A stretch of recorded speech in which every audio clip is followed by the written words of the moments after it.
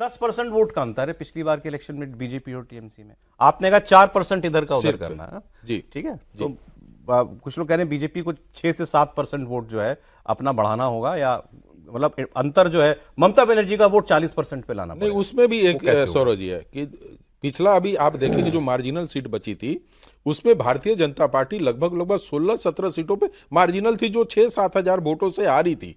वैसे स्थिति में क्या है कि यदि मुझे 4% भी वोट मिलता है तो ये सारी सीटें कन्वर्ट होना शुरू हो जाएंगी और एसआईआर का भी फर्क पड़ेगा, एसआईआर का फर्क पड़ेगा। दूसरी बात है कि देखिए भारतीय जनता पार्टी आज के डेट में यदि पूछेंगे मुझसे तो मैं मानूंगा कि 100 सीट से नीचे उसके आंकड़े आ रहे हैं लेकिन यदि टीएमसी वो आंकड़े अभी जो देखे जाते हैं वो पिछले इलेक्शन का देखा जाता है, जीतने के लिए चाहिए 148। लेकिन यदि बीजेपी 100 से ऊपर जहां बढ़ेगी तो आप देखेंगे कि बहुत सारे ऐसे सीटें हैं जिसके ऊपर हम लोगों का ध्यान नहीं जा रहा और सीटें जीत कर आएंगे। बिहार इसका एक उदाहरण है इस बार का। नहीं, लेकिन मेरे तो आपने अभी दे दी मेरे को। आप कह रहे हैं अभी की स्थिति में बंगाल में बीजेपी 100 नहीं पहुंच रही है।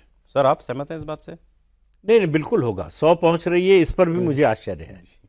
अच्छा, 2021 के बाद जो हुआ उसके बाद से बीजेपी के कार्यकर्ताओं में बड़ी निराशा है कि भाई हमने बीजेपी के लिए जान लड़ाई, दुश्मनी मोल ली सरकार से, सरकारी पार्टी से, और जब हमारे ऊपर मुसीबत आई तो बीजेपी के नेता हमको छोड़कर चले गए। ये नाराजगी अभी पूरी तरह से खत्म नहीं हुई है, पोस्ट पोल वायलेंस कम हुई है। जिस तरह का पोस्ट पोल वायलेंस हुआ 2021 के बाद बहुत बुरा हुआ, वो अनप्रेसिडेंटेड है। हारने वाला उम्मीदवार हिंसा करता है। इतिहास में पहली बार ऐसा हुआ कि जो है जीतने वाले ने इतनी बड़ी हिंसा की और प्रचंड जीत। ऐसा भी नहीं कि मार्जिन पर जीत गए थे, हारते हारते बचे थे, ये भी नहीं था। और उसके बाद भाजपा के सारे बड़े नेता भाग गए, उनके साथ कोई खड़ा होने वाला नहीं, उनके घर जला दिए गए, हत्या हो गई, बलात्कार हो गया, भागकर असम में शरण लेना पड़ा, बाहर गए छोड़ के, एरिया छोड़ के भाग गए। लेकिन अब धीरे धीरे परिस्थिति बदल रही, खासतौर से ये सीएए लागू होने, एसआईआर के कारण जो बांग्लादेशी भाग रहे हैं। तो एक मैसेज ये जा रहा है कि स्थिति बदल रही है, हवा बदल रही है। कितनी बदलेगी, कहां तक बदलेगी पता नहीं। 4% मनोज कह रहे हैं, हम कह रहे हैं कि 30% वोट बढ़ाना होगा बीजेपी को। 30%? अभी उसको जो है 37-38% हिंदू वोट मिलते हैं। हाँ, 30% और हिंदू वोट चाहिए, टोटल वोट का नहीं। समझ गया आपकी बात। जो हिंदू वोट है जो लगभग 68-70% है, 70 मान लें, हाँ 70 मान लीजिए, तो उस जब तक वो नहीं बढ़ेगा तब तक जो है बीजेपी के जीतने के चांस नहीं बनेंगे।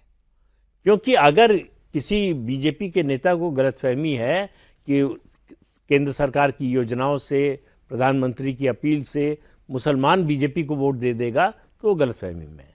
हालांकि मोदी जी के और दौरे और मोहन भागवत जी का भी दौरा जो है लगा हुआ दिसंबर के अंदर 13-14 तारीख में शायद हुगली में प्रधानमंत्री की पहली रैली होगी और फिर वो लगातार एक सिलसिला चलेगा। मोहन भागवत जी 18 दिसंबर से 6 दिन के लिए जो है वहाँ पर कैंप करने वाले हैं। और जाहिर है कि बिहार के बाद बीजेपी अपबीट तो है, लेकिन ठीक आपने, बंगाल एक बिल्कुल अलग किस्म की चुनौती है, बिल्कुल एक अलग किस्म का जो है वो चैलेंज है। सर मुझे लेकिन ये बताएं कि बिहार में तो शोर खूब हुआ, बाद में सबने स्वीकार कर लिया। अभी हम एसआईआर पर ये देख रहे हैं, चाहे यूपी हो या बंगाल, मुद्दा अभी भी उतनी जोर शोर से उठा रही हैं ये पार्टियां, लेकिन नीचे ग्राउंड पर सबके वोट भी बनवा रही हैं। सबने कैंपेन लॉन्च किया हुआ। इनफैक्ट बंगाल में तो टीएमसी और खासकर अभिषेक बनर्जी को जिम्मा दिया गया है, ममता बनर्जी के भतीजे को, वॉर फुटिंग पर इस काम में लगी हुई है कि किसी का वोट छूट ना जाए बनने से, वोट सबका बनना चाहिए। तो लेकिन शोर तब भी मचाएंगे ये जब वोट कटेंगे। देखिए, शोर तो मचाने का कारण ये है कि वो जिंदा रखें अपनी बात को, अपनी बात को बाला रखें, अपनी बात को ऊपर रखें, पब्लिक को डराने के लिए, धमकाने के लिए, अवेयर करने के लिए कि देखिए साहब ये हमारे पर हमला हो रहा है। जैसे लोग कहते हैं मारा मारा मारा, पिट रहा हूँ, उससे बचने के लिए ये कर रहे हैं। और काम वो समझ चुके हैं इस बात को कि इलेक्शन कमीशन जो काम कर रहा है वो संवैधानिक प्रक्रिया है। हम चाहे सुप्रीम कोर्ट जाएँ, चाहे हाई कोर्ट जाएँ, कहीं से हमको रिलीफ मिलने वाला नहीं। कि रूल है, ये संवैधानिक संस्था है, नियमों के अंतर्गत, संविधान के अंतर्गत हमें वोटर बनाने हैं। अब देखिए, आपने देखा होगा कि 2003 का बड़ा वो चल रहा था कि उनके वोटर नहीं मिल रहे हैं, उनके डिटेल नहीं मिल रहे हैं, उनके फादर का नहीं मिला। देखिए, आप सीधे से जाइए, हमारी एक साइट है voter.eci.in, इस पे आप चले जाइए आराम से, अपना डालिए डिटेल, आपका पूरा ब्लॉक मिल जाएगा। अगर इतना प्रदर्शन, वहां तो बीएलओ प्रदर्शन कर रहे हैं बंगाल में। नहीं, बंगाल में प्रदर्शन करने का कारण क्या है? कर देखिए रहे हैं बीएलओ कि का करवाया कारण जा रहा है? नहीं, हाँ आपकी बात सही। बीएलओ जो है कहाँ के हैं? इलेक्शन कमीशन ऑफ इंडिया कोई बीएलओ नहीं है। बीएलओ जो है सब वहीं का लोकल है, कोई गवर्नमेंट के तहसील का है, तहसील का है, ब्लॉक का है, और लोकल कर्मचारी हैं वहाँ का, और टीचर्स हैं, ये सब बीएलओ के लिए रिलीव हो जाते हैं, और 3 महीने का पूरा उनको वेजेस मिलता है उस, और अपनी ड्यूटी से रिलीव हो जाते हैं। हमारे यहाँ परमानेंटली ऐसा कोई टेंशन नहीं है। ये सब स्टेट स्पॉन्सर्ड ममता जी का कराया है। आपको नहीं लगता बंगाल में एसआईआर में कुछ गड़बड़ हो रही है? नहीं, सवाल ही नहीं उठता। हमारे जो ऑफिसर्स हैं, आपने देखा होगा जब पिछले चुनाव कराया गया था 7 राउंड कराए गए थे। 7 राउंड का कारण क्या था? केरला में 1 राउंड, तमिलनाडु में 1 राउंड। क्यों 7 राउंड में?